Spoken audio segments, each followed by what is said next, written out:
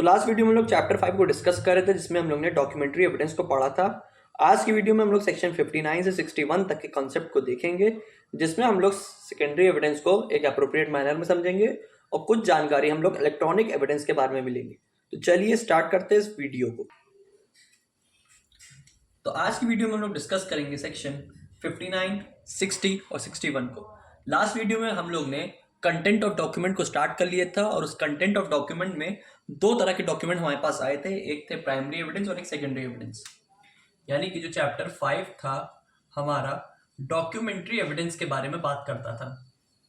ठीक है, documentary evidence के बारे में हमारा चैप्टर 5 बनाया गया था जिसमें सेक्शन 56 जो था वो कंटेंट्स ऑफ डॉक्यूमेंट के बारे में बात करता था। ठीक, और उस कंटेंट्स ऑफ डॉक्यूमेंट में दो तरह के डॉक्यूमेंट हुआ करते थे, एक होते थे प्राइमरी एविडेंस, एक होते थे सेकेंडरी।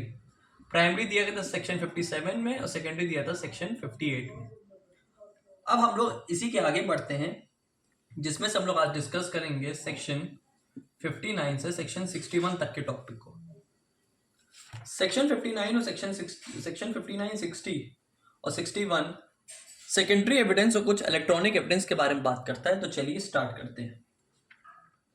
तो देख लेते हैं पहले सेक्शन 59 क्या कह रहा है,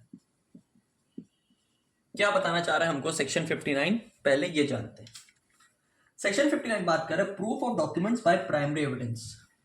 यानी कि हम किसी डॉक्यूमेंट को अगर प्रूफ करना चाहें तो हम पीई यानी कि प्राइमरी एविडेंस की मदद लेंगे। प्राइमरी एविडेंस से हम अपने डॉक्यूमेंट को प्रूफ इजीली कर पाएंगे। ठीक है, लेकिन अगर कोई एविडेंस इसके अलावा और बचता है, यानी कि मान लीजिए डॉक्यूमेंट को हमने प्राइमरी एविडेंस से प्रूव कर लिया लेकिन इसके अलावा और कुछ स्पेसिफिक केसेस होंगे जिसमें डॉक्यूमेंट हमारे पास नहीं अवेलेबल है या कुछ भी रीजन है, तो उसमें हम लोग सेकेंडरी एविडेंस की मदद लेंगे। तो ये बता रहा है सेक्शन 59 कि document shall be prove by primary evidence. Document हमारे प्राइमरी एविडेंस से प्रूव होंगे accept in the cases here and after mentioned. कुछ ऐसे स्पेसिफिक केसेस हैं जिसमें हम सेकेंडरी एविडेंस की मदद लेंगे और जो स्पेसिफिक केसेस हैं जो आगे मेंशन किए गए हैं वो मेंशन किए गए हैं सेक्शन 60 में। सेक्शन 60 बात कर रहा है cases in secondary evidence relating to documents may be given. कुछ ऐसे स्पेसिफिक डॉक्यूमेंट हैं जिसको हम प्राइमरी से नहीं सेकेंडरी एविडेंस से प्रूव करेंगे। तो एक स्पेसिफिक एक लिस्ट बनाई गई है ए से जी तक, यहाँ पे ए से जी तक उस स्पेसिफिक लिस्ट बनाई गई है। तो उस लिस्ट को हम लोग समझते हैं। हमारा सेक्शन 60 सबसे इंपॉर्टेंट सेक्शन है, जो उस सेक्शन के बारे में बात करता है जिसमें कुछ ऐसे चीजें हैं जहां हमारे पास ओरिजिनल उसकी चीजें नहीं अवेलेबल है, ओरिजिनल फॉर्म में कोई हमारे पास कागज नहीं अवेलेबल है, तो उसको हम लोग डॉक्यूमेंट्री फॉर्म में उसकी मदद ले सकते हैं उससे। तो चलिए सेक्शन 60 को डिस्कस करते हैं प्रॉपर मैनर में। देखिए क्लॉज ए जो है सेक्शन 60 वो 3 बात करता है हमारे सामने। पहला बताया जा रहा है कि हमारे पास ओरिजिनल डॉक्यूमेंट इसलिए अवेलेबल नहीं है क्योंकि वो सामने वाली पार्टी के अगेंस्ट पार्टी के पोजीशन और उसकी पावर में, उसके कब्जे में कह लीजिए। मान लीजिए आपका कोई ओरिजिनल डॉक्यूमेंट है, अब उस ओरिजिनल डॉक्यूमेंट कोई मैटर डिस्प्यूट हुआ था ए बी का। अब ए बी का कुछ डॉक्यूमेंट है, ए बी का कुछ यहाँ पे डिस्प्यूट है, ए के पास ओरिजिनल डॉक्यूमेंट है। अब बी यहाँ पे ओरिजिनल डॉक्यूमेंट, बी को यहाँ पे ओरिजिनल डॉक्यूमेंट चाहिए लेकिन वो ए के पावर और पोजीशन में, तो यहाँ पे बी सेकेंडरी एविडेंस की मदद लेगा, यानी कि ओरिजिनल डॉक्यूमेंट की जगह वो डीडी यूज कर लेगा, यानी कि डुप्लीकेट डॉक्यूमेंट उसका इस्तेमाल कर लेंगे, यानी कि फोटोकॉपी का वो यूज कर लेगा। तो ऐसा कोई डॉक्यूमेंट जो सामने वाले की पोजीशन और पावर में हो, ऐसा कोई डॉक्यूमेंट जो आउट ऑफ रीच है, यानी कि उसके पहुंच से बाहर है, ठीक है, नहीं मिल सकता। मान लीजिए वो डॉक्यूमेंट कहीं और है और वो जो पर्सन है वो कहीं और है, नहीं आ सकता। या फिर वो पर्सन लीगली उसको बाउंड तो है, यानी कि वो पर्सन उसकी ड्यूटी है कि उस नोट उसको प्रोड्यूस करे कोर्ट में, duty to produce in the court, but वो नोटिस मिलने के बाद भी अंडर सेक्शन 64 हम आगे पढ़ेंगे notice to produce such specific document, जो आगे हम लोग आने वाले सेक्शंस पढ़ेंगे। तो उसमें ये बताया जा रहा है कि अगर यहाँ पे ड्यूटी उस पर्सन की बनती है कि उस नोटिस उस डॉक्यूमेंट को वहाँ प्रोड्यूस करे जिसके लिए उसको नोटिस भी दे चुकी गई है, लेकिन तब भी वो प्रोड्यूस नहीं कर पा रहा है कुछ स्पेसिफिक रीजन की वजह से, तो वहां पे वो सेकेंडरी एविडेंस यूज कर सकता है। सेक्शन 60 का क्लॉज है, ये बताना चाह रहा है कि अगर कोई ऐसा डॉक्यूमेंट है जो सामने वाली पार्टी की पोजीशन और पावर में हो, तब आप सेकेंडरी एविडेंस यूज कर सकते हैं। अगर वो आउट ऑफ रीच हो, उसके पहुंच से बाहर हो, तब आप सेकेंडरी एविडेंस यूज कर सकते हैं। और तीसरा, जब उस पर्सन को ड्यूटी मिली थी कि उस डॉक्यूमेंट को वो प्रोड्यूस करे, लेकिन नोटिस मिलने के बाद भी उसने प्रोड्यूस नहीं किया, तब वहां पे वो सेकेंडरी एविडेंस सामने वाला पर्सन यूज कर सकता है। ये सेक्शन 60 का क्लॉज है। क्लॉज बी क्या बताना चाह रहा है?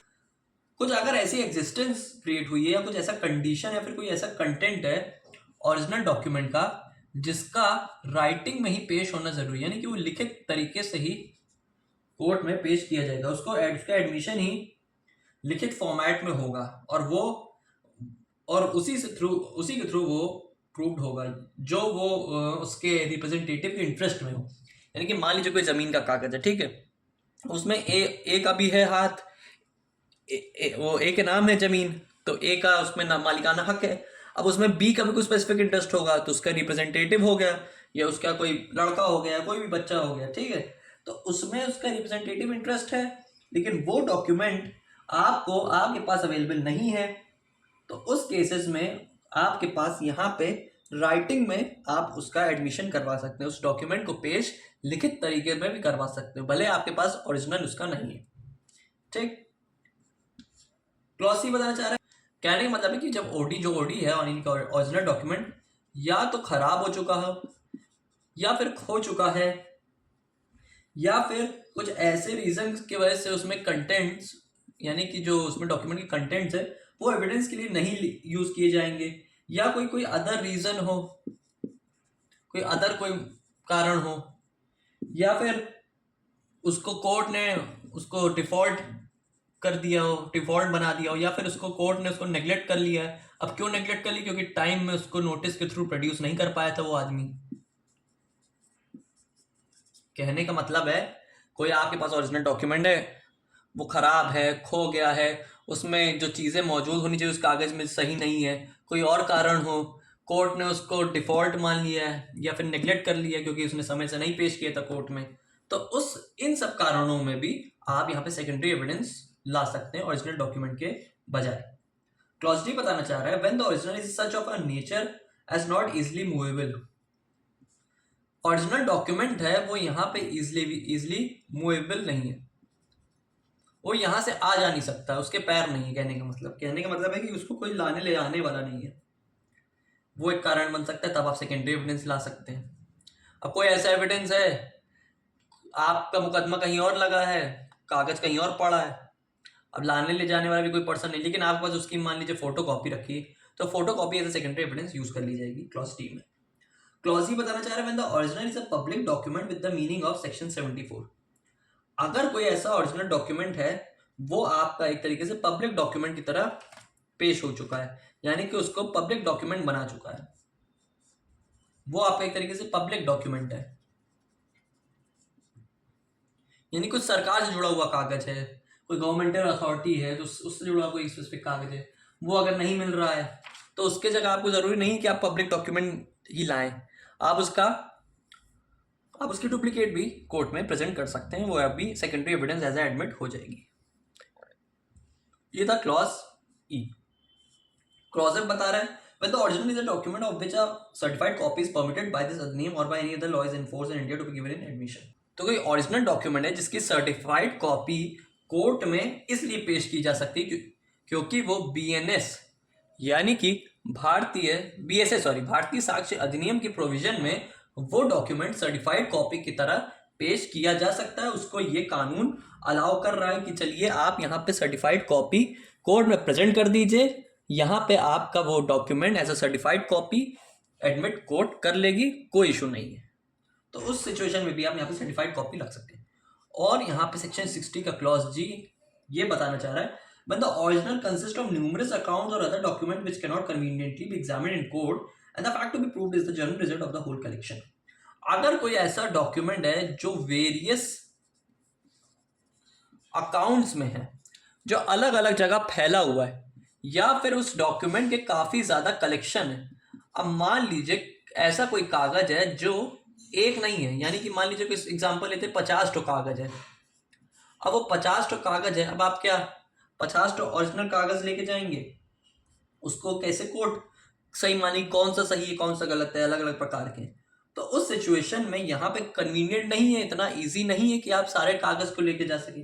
तो उस सिचुएशन में यहाँ पे अगर कोई कागज में कोई ऐसा फैक्ट है जिसको वहां पे कोर्ट के सामने प्रूव करना जरूरी है, तो उस सिचुएशन में एक स्किल्ड पर्सन वहां पे अपॉइंट किया जाएगा और वहां पे वो पर्सन उसका जांच पड़ताल करेगा, जो एक तरीके का जर्नल रिजल्ट क्रिएट करके देगा आपको, यानी कि उसका उस पूरे कलेक्शन का एक निष्कर्ष एक निकलेगा कि इस पूरे कागज में दिया क्या है।